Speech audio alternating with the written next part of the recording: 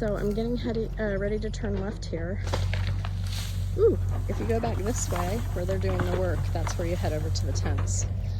So this way heads over to the edge of the property and also towards the walking labyrinth. So this is all going to be graded out so it's easier to walk on. That's part of what they're doing today.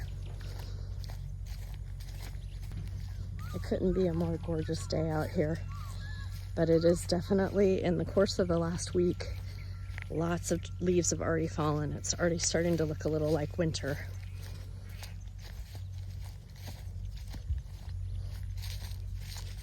A butterfly just flew past me.